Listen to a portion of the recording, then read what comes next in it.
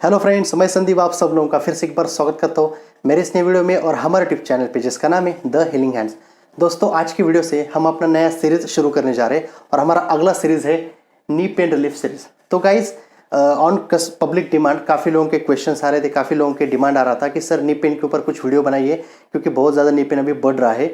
तो गाइज, जो हमारा लास्ट वाला सीरीज था जिसमें हमने बात की थी कि शोल्डर पेन और नेक पेन के बारे में, तो उसके रिलेटेड हमने बहुत सारे वीडियो बना के रख दिए हैं, अपने चैनल पे अपलोड कर दिए हैं। तो उस सीरीज़ को आपने काफ़ी ज़्यादा प्यार दिया, सपोर्ट किया, उसके लिए आप लोगों का बहुत बहुत शुक्रिया। तो गाइज, ये जो सीरीज़ है ये हम आज से शुरू करने जा रहे हैं। तो वो जो पिछला वाला सीरीज़ था उसके अभी बहुत सारे वीडियोस बाकी है, वो आगे जाके बहुत आती रहेंगे। अगर आपको और कुछ स्पेसिफिक क्वेरीज रहेगी रिलेटेड टू नेक पेन या फिर शोल्डर पेन, तो आप उसके रिलेटेड कमेंट बॉक्स में कमेंट कर दीजिए। तो हम कोशिश करेंगे कि हर एक क्वेरी का हम एक अलग से वीडियो बनाएं और आपके साथ शेयर करें। तो उस सीरीज़ का सारे वीडियो का लिंक मैंने नीचे डिस्क्रिप्शन बॉक्स में दे दिया है, आप वहाँ पे जाके चेक कर सकते हो। तो गाइस, अब हम बात करते हैं आज के हमारे नए सीरीज़ की नी पेन सीरीज़ के बारे में। तो अब ये सीरीज़ कैसे होने वाला है कि आज ये हमारा वीडियो इस सीरीज़ का इंट्रोडक्शन वाला वीडियो है। तो इस वीडियो में हम आज बस बात करेंगे कॉजेस ऑफ नी पेन के बारे में। तो गाइज, नी पेन जो होता है ये इंजरीज में सबसे ज़्यादा कॉमन होता है। नंबर 1 पे आता है हमारा नी पेन। अगर मैं 10 लोगों को पूछूं कि सर आपको नी पेन हो रहा है, तो उसमें से कम 7 लोग तो आंसर करेंगे कि हाँ मुझे नी पेन हो रहा है। इसका रीज़न ये होता है कि नी पेन के कॉजेज़ बहुत ज़्यादा होते हैं। तो आज इस वीडियो में स्पेशली हम वही कॉजेज़ के बारे में डिस्कस करेंगे, क्योंकि क्या होता है नी पेन इतना कॉमन होता है, लोगों को कभी भी नी पेन होता है तो बिना उसका रीज़न जाने वो कुछ भी एक्सरसाइज फॉलो कर देते हैं, तो कभी कभी वहाँ पे नी पेन होने के चांसेस बढ़ सकते हैं। और एक चीज़, नी पेन को लेके लोगों में बहुत ज़्यादा मिसकंसेप्शन होता है, बहुत ज़्यादा मिसअंडरस्टैंडिंग होती है। तो आज की वीडियो में मैं कोशिश करूँगा कि वो सारा जो भी आपका क्वेरीज है, क्वेश्चन है, इस वीडियो के बाद वो कम हो जाए। तो गाइज, इस वीडियो को पूरा शेयर कीजिए, लाइक कीजिए और जिन लोगों को नी पेन है उनके पास तो वीडियो ज़रूर भेजिए, क्योंकि क्या होता है नी पेन से लेके जो भी प्रॉब्लम होती है वो अभी सॉल्व हो जाएंगे। तो गाइज, हमारा जो सीरीज़ होने वाला है, तो आज हम स्पेशली 6 ऐसे नी पेन कॉजेस में आपके साथ डिस्कस करूँगा जो नी पेन का मेन रीज़न होते हैं, और उसके बाद हर एक कॉज का हम अलग अलग वीडियो बनाएंगे। उस अलग अलग सेपरेट वीडियो में हम सब डिस्कस करेंगे वो पर्टिकुलर कॉज क्या होता है, उसका रीजंस, उसके सिम्टम्स और उसको ठीक करने के लिए हम क्या क्या एक्सरसाइज फॉलो कर सकते हैं। तो गाइज, ये जो 6 रीजंस मैं आपको बताने वाला हूँ ये हमारे नी पेन के सबसे मेन कॉमन रीज़न होते हैं। उनके कुछ अलग अलग नाम भी होते हैं, वही रीज़न नी पेन में घूम के आते हैं। तो आप कंफ्यूज मत होइए, तो आप वीडियो को पूरा देखिए, क्योंकि इसके बाद अगर आपका भी नी पेन का कुछ क्वेश्चन रहेंगे, क्वेरीज रहेंगी, तो एकदम से क्लियर हो जाएगी। इसके अलावा अगर आपको कुछ भी और पूछना है तो मेरा नंबर नीचे दिया हुआ है, आप उसके ऊपर कॉल या मैसेज करके मुझसे बात कर सकते हो। तो गाइस, चलते और देखते हैं हमारे नी पेन कैसे क्या क्या कॉजेस होते हैं जिसकी वजह से हम सबको नी पेन का प्रॉब्लम फेस करना पड़ता है। तो गाइज, हमारे नी पेन के वैसे तो बहुत सारे रीजंस होते हैं, बहुत सारे कॉजेस होते हैं, बट जो सबसे ज़्यादा कॉमन होते हैं, जो हमें सबसे ज़्यादा देखने को मिलते हैं, तो आज उसके बारे में डिस्कस करेंगे। यहाँ पे मैंने कुछ 6 कॉजेस लिखे हैं, ये सबसे ज़्यादा हमें देखने को मिलते हैं। किसी भी नी पेन के केसेस में यही कॉजेस घूम फिर के आपको भी देखने को मिलेंगे। तो गाइज, ये कॉजेस को देखने से पहले, आगे बढ़ने से पहले आपको नी का स्ट्रक्चर समझना बहुत ज़्यादा इंपॉर्टेंट है, क्योंकि यहाँ पे कुछ ऐसे वर्ड्स है, कुछ ऐसे टर्म्स है जो इजीली अंडरस्टैंड होने के लिए अगर आपको नी का स्ट्रक्चर पता चलेगा तो ये आपको इजीली समझ में आ जाएगा। तो गाइज, नी का स्ट्रक्चर अगर आप देखते हैं तो नी जॉइंट फॉर्मेशन में 3 बोन सबसे ज़्यादा इंपॉर्टेंट होते हैं। एक होता है हमारा थाई बोन जिसको हम फीमर बोलते हैं, दूसरा होता है हमारा टिबिया जिसको हम शिन बोन बोलते हैं, और तीसरा होता है जिसको हम नी कैप बोलते हैं, पटेला। तो ये तीनों बोन मिलके हमारा नी जॉइंट फॉर्म करते हैं।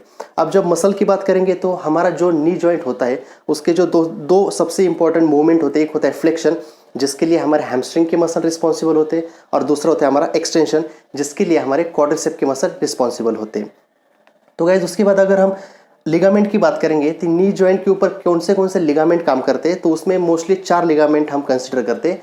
एक होता है एसीएल, जो एसीएल इंजरी आपने सुना होगा, एसीएल टेयर, ये बहुत ज़्यादा कॉमन होता है। तो एसीएल होता है, उसका मीनिंग होता है एंटीरियर क्रूशिएट लिगामेंट, और उसके साथ एक पीछे की तरफ होता है जिसको हम बोलते हैं पीसीएल, पोस्टीरियर क्रूशिएट लिगामेंट। अब ये 2 लिगामेंट और भी होते हैं साइड में जो हमारे फीमर और टिबिया को कनेक्ट करते हैं। तो जो मीडियल साइड वाला होता है उसको बोलते हैं मीडियल कोलैटरल लिगामेंट, और जो लैटरल साइड वाला होता है उसको बोलते हैं लैटरल कोलैटरल लिगामेंट। अब इसके बाद आते हैं हम टेंडन की तरफ।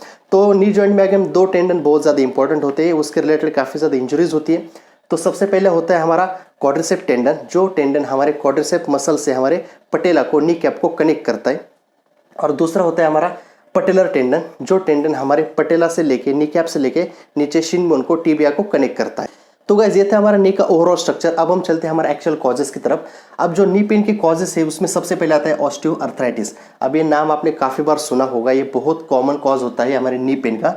तो गाइस ये स्पेशली ओल्ड एज लोगों में होता है, क्योंकि जैसे हमारी उम्र 50 से 60 से ऊपर चली जाती है तो नेचुरली हमारे जॉइंट में डीजनरेशन की प्रोसेस शुरू हो जाती है। अगर हम स्पेशली नी जॉइंट की बात करेंगे तो हमारे नी जॉइंट में जो कार्टिलेज होते हैं वो होता है आर्टिकुलर कार्टिलेज।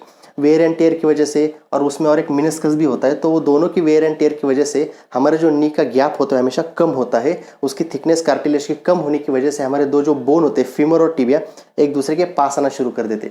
तो यही कंसेप्ट होता है, यही होता है ऑस्टियोआर्थराइटिस, जिसमें मोस्टली जो आर्टिकुलर कार्टिलेज होता है वो डैमेज हो जाता है और उसकी वजह से लोगों को काफ़ी ज़्यादा नी पेन होता है। तो गाइज आपने काफ़ी बार सुना होगा कि लोग ये कंप्लेंट करते हैं कि मेरे नी में गैप बढ़ गई या फिर मेरे नी में गैप कम हो गई है। तो गाइज ऑस्टियोआर्थराइटिस में हमेशा नी में गैप कम होती है, वो भी वो कार्टिलेज का वेयर एंड टेयर होने की वजह से। अगर कोई बोल रहा है कि मेरे नी में गैप बढ़ गई है तो उसको बोलो ऐसा नहीं होता, गैप कभी नहीं बढ़ती, ठीक है। तो ये जो प्रॉब्लम होता है ये होता है स्पेशली ओल्ड एज लोगों में। अब उसके बाद आते हैं पटेलोफेमोरल सिंड्रोम की तरफ। तो गाइज ये जो पटेलोफेमोरल सिंड्रोम होता है ये क्या होता है, जो हमारा नी कैप होता है, जब भी हम हमारे लेग को फ्लेक्शन से एक्सटेंशन में लेके जाते हैं इस मूवमेंट में, तो स्पेसिफिक रेंज में हमारा जो पटेला नी कैप होता है वो हमारा जो फीमर बोन होता है उसका स्लॉट में ग्लाइड करता है। तो जब भी ये ग्लाइड करता है तो वो हमारे मूवमेंट को एक स्मूथनेस देता है। बट काफ़ी बार क्या होता है, हमारे जो मसल्स होते हैं जो हमारे नी जॉइंट के ऊपर एक्ट करते हैं उसमें आते हैं हमारे क्वाड्रिसेप मसल, उसके बाद हमारा आईटीबी, और उसके साथ साथ हमारे जो भी एडक्टर्स और एबडक्टर मसल होते हैं वो अगर उसका इम्बैलेंस हो गया, कुछ मसल ग्रुप अगर टाइट हुआ, कुछ मसल ग्रुप वीक हुआ, तो उस वजह से वो क्या करता है, हमारा जो भी पटेला है, इस इमेज में आप देख सकते हो, हमारे पटेला को लैटरली शिफ्ट कर देता है। तो जैसे पटेला लैटरली शिफ्ट होता है तो वो उस ग्रूव में प्रॉपर मूव नहीं हो पाता, ग्लाइड नहीं हो पाता, और उसकी वजह से वो हमारे फीमर बोन के साथ फ्रिक्शन क्रिएट कर देता है। तो जैसे ही वहाँ पे फ्रिक्शन क्रिएट करते हैं तो गाइस स्पेशली इस केस में काफ़ी लोगों को क्रैकिंग वाली नॉइज सुनाई देती है। जब भी वो नी को फ्लेक्शन से एक्सटेंशन में लेके जाती है तो क्रैकिंग वाली नॉइज आती है, तो वो इस केस में होती है पटेलोफेमोरल सिंड्रोम में। अब इसके और भी कुछ नाम होते हैं, जैसे इसी सेम कंडीशन को ये कॉन्ड्रोमलेशिया पटेला भी बोलते हैं, या अभी इसमें क्या होता है, ये जो भी रीजंस होते हैं ना गाइस, जो कॉजेस है, इसको हमेशा अलग अलग नाम से भी जाना जाता है, तो आप उसमें कंफ्यूज मत होना। तो इसमें पटेला का पोजीशन शिफ्ट होने की वजह से जो नी पेन होता है फ्रिक्शन की वजह से, वो होता है पटेलोफेमोरल सिंड्रोम का। तो गाइस अब ये जो केस होती है, जैसे हमने बोला ये ओल्ड एज में होती है ऑस्टियो वाली, और ये केस यंग जनरेशन में बहुत ज़्यादा होती है, कि जैसे हमारे स्पोर्ट्स पर्सन है जो बहुत ज़्यादा साइकिलिंग करते हैं, रनिंग करते हैं, तो उन केस में अगर वो मसल का प्रॉपर ख्याल नहीं रखते, स्ट्रेचेस स्ट्रेंथनिंग नहीं करते, तो ये होने के चांसेस बहुत ज़्यादा बढ़ जाते हैं। अब उसके बाद आते हैं आईटी बैंड सिंड्रोम की तरफ। तो गाइस आईटी बैंड का मतलब, आईटी का मतलब होता है इलियोटिबियल बैंड। एक बैंड होता है, एक फाइब्रस बैंड होता है जो हमारे इलियम बोन से निकल के, हिप बोन से निकल के लैटरली हमारे थाई से क्रॉस होकर हमारे नी जॉइंट को नीचे की तरफ लैटरली कनेक्ट करता है। तो काफ़ी बार क्या होता है, जो स्पोर्ट्स पर्सन साइक्लिस्ट होते हैं तो उनके केस में या रनर की केस में ये बहुत ज़्यादा फेमस होता है। तो जब ये आईटी बैंड टाइट हो जाता है तो वो क्या करता है, हमारे नी जॉइंट के ऊपर प्रेशर क्रिएट करता है। जैसे वहाँ पे प्रेशर बढ़ता है तो प्रेशर की वजह से अगेन वहाँ पे नी पेन होना शुरू हो जाता है। तो ये भी एक रीज़न होता है नी पेन का। ये भी अगेन यंग जनरेशन में होता है, और जो स्पोर्ट्स वाले लोग होते हैं या फिर उसके साथ जो लोग बहुत देर बैठने का काम करते हैं, प्रोलॉन्ग सिटिंग करते हैं, उनकी केस में हो सकता है। जो हमारा फोर्थ रीज़न आता है होता है टेंडोनाइटिस। अब गाइज ये जो टेंडोनाइटिस होता है ये सबसे ज़्यादा कॉमन होता है नी पेन में, पटेलर टेंडोनाइटिस। तो पटेलर टेंडोनाइटिस जैसे हमने नी स्ट्रक्चर में देखा था, जो टेंडन हमारे नी कैप को लेके हमारे टिबिया बोन को कनेक्ट करता है नीचे की तरफ, तो वो टेंडन को पटेलर टेंडन बोलते हैं। तो जो लोग स्पोर्ट्स में खेलते, स्पेशली क्रिकेटर, वॉलीबॉल या फुटबॉल खेलते, उन लोगों में कभी कभी जर्क आने की वजह से ये जो टेंडन होता है इसमें टियर जाने के चांसेस होते हैं। तो इस इमेज में आप देख सकते हो क्लियरली कि जब भी वहाँ पे टियर जाता है तो वहाँ पे इन्फ्लेमेशन, स्वेलिंग हो जाती है, और उसके साथ साथ वहाँ पे काफ़ी लोगों को नी पेन शुरू हो जाता है। तो गाइज ये कंडीशन अगेन स्पोर्ट्स के लोगों में ज़्यादा आती है, या अगर कभी आप नी के ऊपर गिर गए हो, डायरेक्ट कुछ हिट हुआ हो, तो उस केस में भी आपको पटेलर टेंडोनाइटिस होने के चांसेस बढ़ जाते हैं। अब जो आता है हमारा लिगामेंट इंजरी। लिगामेंट में सबसे कॉमन इंजरी होता है एसीएल लिगामेंट का, एसीएल टियर। ये आपने काफ़ी बार सुना होगा। एसीएल जो होता है एंटीरियर क्रूशिएट लिगामेंट। अब इस लिगामेंट का स्पेशली काम क्या होता है, ये और इसके साथ पीसीएल भी आता है, इन दोनों का काम होता है नी जॉइंट को, जो भी ट्विस्टिंग वाला मूवमेंट है उसके ऊपर कंट्रोल रखना, नी को आगे नहीं आने देना। तो जब भी क्या होता है एकदम से ट्विस्टिंग वाला जर्क आ जाता है तो उस केस में एसीएल लिगामेंट टेयर होने के चांसेस बहुत ज़्यादा बढ़ जाते हैं। काफ़ी कॉमन होता है स्पोर्ट्स इंजरीज में, या फिर अगर आप अगेन आप कहीं गिर गए, एक्सीडेंट हुआ, कुछ भी हुआ, जर्क आया, तो एसीएल लिगामेंट टेयर हो सकता है। ये भी रीज़न होता है हमारे नी पेन का। तो अब आता है लास्ट मिनिस्कस की तरफ। मिनिस्कस जैसे मैंने बोला कि ऑस्टियोआर्थराइटिस की केस में क्या होता है, आर्टिकुलर कार्टिलेज और मिनिस्कस का वेयर एंड टेयर हो जाता है, वो तो अलग केस हो गए।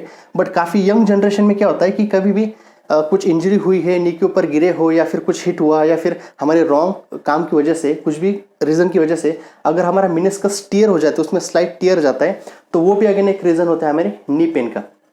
तो गाइस ये जो 6 रीज़न मैंने आपको बताई, इसको मैंने जो अभी डिटेल एक्सप्लेन किया, तो अभी आपको तो इतना समझ में आया होगा कि कौन सा रीज़न होता है और उससे क्या क्या हमें प्रॉब्लम हो सकती है। अगर हम इसके पेन एरिया की बात करेंगे स्पेसिफिक, तो एक आइडेंटिफिकेशन होता है एक रैंडमली कि इसमें से कौन सा प्रॉब्लम हमें हो सकता है। वो अगर वो जो एरिया पेन कर रहा है नी में, तो उस पर से भी आइडेंटिफाई हम कर सकते हैं।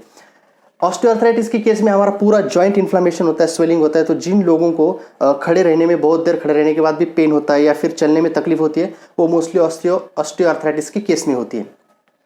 उसके बाद जो हमारा पटेलोफेमोरल सिंड्रोम आता है या फिर कॉन्ड्रोमालेशिया पटेल आता है, इस केस में स्पेशली जो नी कैप होता है उसके अराउंड हमें पेन होता है, वहाँ पे स्वेलिंग होती है। देन IT बैंड सिंड्रोम में ये पेन हमेशा आपको नी के लैटरल साइड, बाहर की तरफ होगा, वो भी नी से थोड़ा नीचे की तरफ, क्योंकि IT बैंड वहाँ जाके इंसर्ट होता है। उसके बाद टेंडनाइटिस का, जैसे पटेलर टेंडन, ये टेंडन नी कैप के नीचे होता है, तो हमेशा इसके इंजरी के बाद हमें पेन जो होता है नी कैप के अराउंड और उसके नीचे की तरफ फील होता है। लिगामेंट इंजरी में जैसे ACL ये मिडल साइड में होता है अपने जॉइंट के, तो वो अगर इंजर्ड होगा तो पूरे नी जॉइंट में आपको पेन फील हो सकता है। एंड मिनिस्कस टियर में भी अगेन आपको नी जॉइंट में पेन फील होगा। तो गाइस ये ओवरऑल रीजंस थे जिसकी वजह से हमें हमेशा नी पेन के चांसेस को देखना पड़ता है। और उसके बाद अब ये सारे रीजन से यही घूम फिर के हमेशा आते रहते हैं। बट प्रॉब्लम क्या होती है कि हमें हमारा नी पेन का रीज़न पता नहीं होता। हम लोग कहीं भी कुछ भी वीडियोस देखते या कुछ भी एक्सरसाइज फॉलो करते, अगर हमारा रीज़न कुछ और है और अगर हमने एक्सरसाइज अगेन कुछ गलत फॉलो की, तो उस केस में नी पेन बढ़ने के चांसेस हो सकते। तो अगेन और एक तीसरा पॉइंट आता है कि ये सारी जो चीज़ें होती है इसको आइडेंटिफिकेशन हम कैसे कर सकते हैं। तो स्पेशली ऑस्टियोआर्थराइटिस और पटेलोफेमोरल सिंड्रोम में अगर आप डॉक्टर के पास जाते हो तो आपको एक्सरे सजेस्ट करते हैं, ठीक है।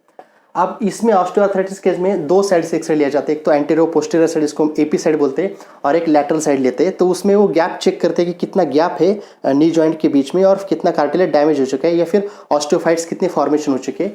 तो उससे उनको आइडेंटिफाई हो जाता है कि कितना कंडीशन अपना वर्स्ट है।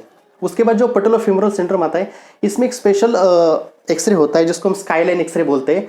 तो एक स्पेशल साइज से लिया जाता है और उसके साथ वो गैप चेक करते हैं कि पटेला और फीमर के बीच में कितना फ्रिक्शन हो रहा है, तो वो भी एक एक्सरे होता है। उसके बाद IT बैंड के लिए गाइस एक्सरे की ज़रूरत नहीं पड़ती, कुछ मैन्युअली चेकअप थेरीज होते हैं, डॉक्टरों को पता होता है, वो कुछ मैन्युअल थेरी से वो पता कर सकते हैं कि IT बैंड सिंड्रोम है या नहीं। अब जो टेंडनाइटिस, लिगामेंट और जो मिनिस्कस है, ये तीनों के लिए आपको एक्सरे कुछ फायदेमंद नहीं होगा, एक्सरे में क्लियर नहीं पता चलेगा। इसके लिए डॉक्टर आपको हमेशा MRI सजेस्ट करते हैं, ठीक है। तो MRI में आपको क्लियरली उनको पता चल जाता है कि जो भी टियर हुआ है, लिगामेंट हो या फिर टेंडन हो या जो भी मिनिस्कस हो, वो कितने लेवल तक हुआ है, उसका क्या कंडीशन है। फिर उसके हिसाब से, उसके प्रॉब्लम जो भी सीरियस है उसके हिसाब से वो आपको एक्सरसाइज जो भी आगे का प्रोटोकॉल है वो फॉलो करने के लिए बोलते हैं। तो गाइज अभी जो हमने 6 रीजंस देखे, अगर हम स्पेशली उनकी बात करेंगे तो वो रीजंस डायरेक्टली कनेक्टेड या डायरेक्टली रिलेटेड होते हैं हमारे नी जॉइंट के साथ। तो जब भी उनमें कुछ प्रॉब्लम होता है, वो रीजंस आते हैं 6, तो उसकी वजह से हमें नी पेन तो होता ही है। बट कुछ रीजंस ऐसे होते हैं जो हमारे नी जॉइंट के साथ डायरेक्टली कनेक्टेड नहीं होते, उस रीज़न का और नी का कोई स्पेसिफिक रिलेशन नहीं होता, फिर भी लोगों को नी पेन होने के चांसेस बहुत ज़्यादा होते हैं। तो ये कुछ मैंने 3 रीज़न यहाँ पे लिखे, ये भी होने की वजह से आप लोगों को नी पेन हो सकता है। तो उसमें सबसे पहले आता है ओवरवेट। अगर आपका वेट बहुत ज़्यादा है, बॉडी वेट बहुत ज़्यादा है, तो उसकी वजह से हमारे जो भी नी जॉइंट होता है उसके ऊपर बहुत ज़्यादा प्रेशर आ जाता है हेवी वेट की वजह से, और वो प्रेशर की वजह से अगेन लोगों को नी पेन हो सकता है। तो इसके लिए जब भी आपका वेट लॉस करते हो, जैसे आपका वेट कम हो जाता है तो प्रेशर ऑटोमेटिक कम हो जाता है और आपका नी पेन ठीक हो सकता है। सेकंड आता है प्रॉब्लम इन लेग। अब गाइस स्पेसिफिक मैंने ऐसे लिखा है क्योंकि बहुत बार क्या होता है, लोगों को कभी कभी अगर एंकल स्प्रेन हुआ या फिर हिप में पेन हो रहा है, तो उस पेन को बाय फॉरगेट करने के लिए लोग क्या करते हैं, अपनी चलने का जो तरीका है उसको बदल देते हैं। काफ़ी बार लोग टेढ़ा मेढ़ा चलना शुरू कर देते हैं स्पेसिफिक कुछ ड्यूरेशन के लिए। तो जब भी प्रॉब्लम हमारे नी में नहीं होता, प्रॉब्लम हमारे एंकल में होता है, फिट में होता है, फिर हमारे हिप में होता है, बट उसके चलने के तरीके की वजह से भी काफ़ी लोगों को रॉन्ग चलने की वजह से नी पेन हो सकता है। तो जब भी आपका वो पर्टिकुलर एरिया वाला जो पेन है वो कम हो जाएगा, वो इंजरी खत्म हो जाएगी, तो उसके बाद कुछ एक्सरसाइजेस करके आप ये वाला जो पेन होता है नी का वो कम कर सकते हो। और तीसरा आता है हमारा रॉन्ग पोस्चर। ये बहुत इंपॉर्टेंट है गाइस। हम प्रोलॉन्ग सिटिंग करते हैं, प्रोलॉन्ग स्टैंडिंग करते हैं, हम मसल का बहुत ज़्यादा ओवर यूज़ कर लेते हैं, कभी कभी हम बहुत ज़्यादा फोल्डिंग कर लेते हैं लेग का, जैसे हेवी डंबल या फिर हेवी बारबेल लेके स्क्वाट्स मारना, बहुत ज़्यादा नी के ऊपर प्रेशर क्रिएट करना, अनवांटेड प्रेशर क्रिएट करना। इसकी वजह से भी लोगों को रॉन्ग पोस्चर की वजह से या फिर हमें रॉन्ग चीज़ों की वजह से भी काफ़ी बार नी पेन हो सकता है। तो उसका भी रीज़न हमें आइडेंटिफाई करना पड़ेगा और उसके ऊपर काम करना पड़ेगा। ये एवरीथिंग जो नी पेन के कॉजेस थे और जो इन्फॉर्मेशन आपको चाहिए था वो ऑलमोस्ट मैंने यहाँ पे दे दिया है। तो अभी हमारा जो आगे का प्रोटोकॉल ये रहेगा कि जब भी अभी आगे जो भी हमारी सीरीज़ की वीडियो आएंगे तो हर एक केस के लिए हम एक अलग सेपरेट वीडियो बनाएंगे, जिसमें अगेन हम in detail each and every point का अगेन डिस्कशन करेंगे इमेजेस के साथ, फिगर के साथ, और उसके साथ साथ उसका जो भी रीजंस है, कॉजेस है, सिम्टम्स है, उसके क्या क्या एक्सरसाइज है, सब कुछ मैं आपको बताऊंगा। तो जस्ट वेट एंड वॉच। तो गाइज अभी नेक्स्ट इमीडिएट जो वीडियो मेरा आएगा वो थोड़ा कॉमन वीडियो रहेगा। उसमें मैं आपको कुछ बेसिक एक्सरसाइजेस बताऊंगा नी पेन के लिए जो कॉमन हो गया हमारे ऑस्टियोआर्थराइटिस, पैटेलोफेमोरल सिंड्रोम और IT जॉइंट के लिए। तो ये तीनों प्रॉब्लम के लिए कुछ कॉमन बेसिक एक्सरसाइज मैं आपको सबसे पहले बताता हूँ, क्योंकि काफ़ी लोगों के प्रॉब्लम नी पेन के हो रहे हैं। तो डिटेल जाने के लिए हमें थोड़ा टाइम लगेगा हमको वीडियो बनाने के लिए, बट जैसे जैसे मैं आपको बेसिक एक्सरसाइज बताऊंगा जो इस सब के लिए कॉमन होगी। तो गाइज ये था हमारा नी पेन के कॉजेस, और जो भी इन्फॉर्मेशन आज मैंने आपको दी आई होप आपको क्लियरली समझ में आई होगी। अगर इसके अलावा आपको कुछ भी प्रॉब्लम है, क्वेरीज है, क्वेश्चन है, तो आप मुझसे कांटेक्ट कर सकते हो। तो गाइज अब मिलते हैं अगले वीडियो में कॉमन नी पेन एक्सरसाइज के साथ। तब तक के लिए टेक केयर।